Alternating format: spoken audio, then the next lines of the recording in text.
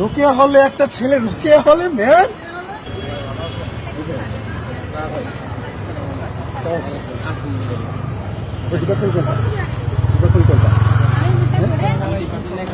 কোন সেশন 21-22 কোন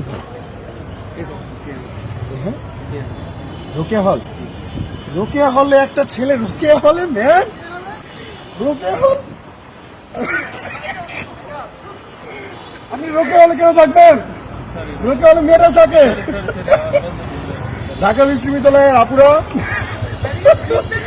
আমি দুঃখ প্রকাশ করছি যে আমাদের এই ভাই কেন রোকেয়া হলে থাকে, আপনারা কেন এটার প্রতিবাদ করেন না? আমরা আসলে লজ্জা পাইতেছি যে প্লিজ আপু আপনাদের কাছে রিকোয়েস্ট করবো, এটা হচ্ছে বাংলাদেশ জাতীয়তাবাদী ছাত্র দলের হাসিবুর রহমান সাকিবকে সদস্য পদে, হ্যাঁ ওনারা হচ্ছে ভোট চাইতেছে। আপনার আসলে ইনস্টিটিউট কোনটা? আসলে ইনস্টিটিউট কোনটা? আসলে কোন কলেজ? কোথা থেকে আসছেন? ঢাকা কলেজ। তুমি ঢাকা কলেজ, কিন্তু আপনি রোকেয়া হল কেন বললেন? রোকেয়া হল তো মেয়েদের হল, রোকেয়া হলে থাকা যায় না, যাবে না, রোকেয়া থাকা যাবে না। ঠিক আছে, আপনার নাম কি? মনিরুজ্জামান। ভাই এখানে আরেকজন ছিল পালাইছে। ওই যে শোনেন ঠিক আছে কথা শোনেন,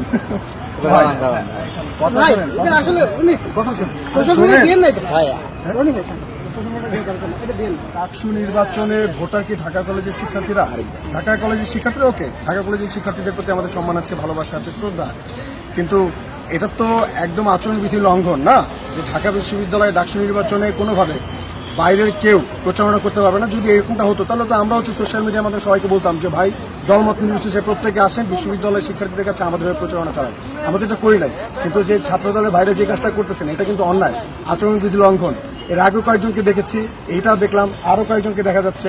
তো আসলে ক্যাম্পাস যদি হচ্ছে আপনারা বহিরাগত মুক্ত করার ঘোষণায় না দিতে পারেন, এই ক্যাম্পাস যদি হচ্ছে আজকে এই অবস্থা, আজকে আপনারা হচ্ছে ক্যাম্পাসের প্রচারণা চালাইতে বহিরাগত নিয়ে আসছেন, সামনে নির্বাচনের দিন দেখা যাবে যে কৃত্রিম লাইন আপনারা তৈরি করবেন, তারপর হচ্ছে এমন কিনা হয় যে আপনারা ভোট পিটাইতেছেন আওয়ামী লীগের মতো। এটা আসলে একটা ঘৃণিত কাজ, আমরা এটা নিন্দা জানাচ্ছি। এখন চিফ রিটার্নিং অফিসারের কাছে যাব এবং এই যে ছাত্রদলের বাইরে যে কাজগুলো করতেছে এটা আসলে জানান দেওয়া দরকার ঢাকা বিশ্ববিদ্যালয়ের প্রত্যেকটা শিক্ষার্থীকে, যেটা একটা বহিরাগত এসে ঠিক আছে সে বলতেছে সে রোকেয়া হলে থাকতেছে, এরকম যদি অন্য মানুষের কাছে সে বলে এটা কি মেসেজ বাংলাদেশের কাছে পৌঁছাবে? ব্যাপারটা বুঝতে পারতেছেন?